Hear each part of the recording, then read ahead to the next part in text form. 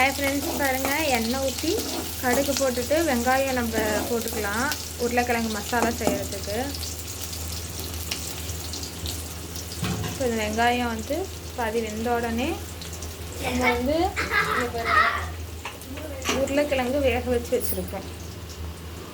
இந்த உருளைக்கிழங்கு எடுத்து நம்ம அதில் போட்டுக்க வேண்டியதான். நல்லா வேகட்டும்.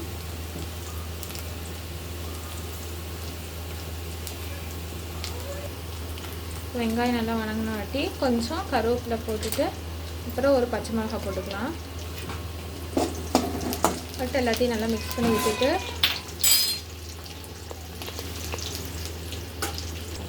அப்புறம் நம்ம தக்காளி போட்டுக்கலாம். ஃப்ரெண்ட்ஸ், ஒரு தக்காளி போதும். போட்டுட்டு எல்லாத்தையும் நல்லா மிக்ஸ் பண்ணி விடணும்.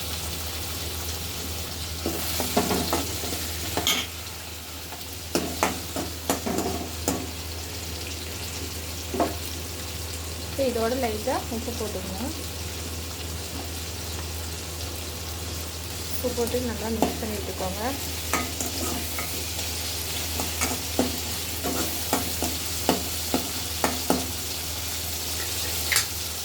இப்போ கொஞ்சமாக மஞ்சள் தூள் நம்ம போட்டுக்கலாம். போட்டுட்டு நல்லா மிக்ஸ் பண்ணி விட்டுக்கோங்க.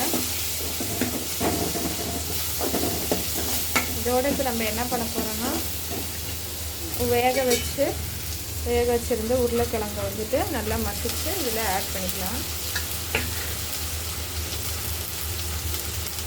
கொஞ்சமாக தண்ணி ஊற்றிக்கலாம் ஃப்ரெண்ட்ஸ்.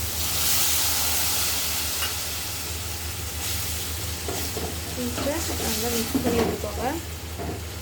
இது வந்து சிம்பிளாகவும் இருக்கும், ஈஸியாகவும் இருக்கும் இந்த பூரி மசாலா.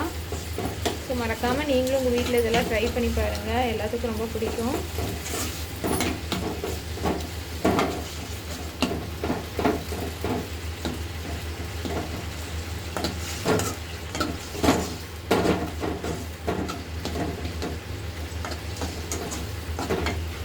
பாருங்கள், பூரி மசாலா நல்லா ரெடி ஆகிட்டு இருக்கிற நேரத்தில் நம்ம கொத்தமல்லி தழை போட்டு இறக்கி வச்சுக்கலாம். அவ்வளோதான், பூரி மசாலா சிம்பிளாக ஒரு 5 நிமிஷத்துக்குள்ளாரே இது ரெடி ஆயிடும். உருளைக்கிழங்கு மட்டும் நம்ம முன்னாடியே வேக வச்சு வச்சிட்டோம்னா ரொம்ப ஈஸிங்க. அவ்வளோதான். ஓகே, இப்போ பாருங்கள், டீயும் ரெடி ஆயிடுச்சு இந்த சைடு. இப்போ வந்து சப்பாத்தி மாவு ரெடியாக இருக்குது. இது சப்பாத்தி செஞ்சுட்டு இனிமேல் நம்ம வந்துட்டு காலை வேலையால் சாப்பிட வேண்டியதுதான்.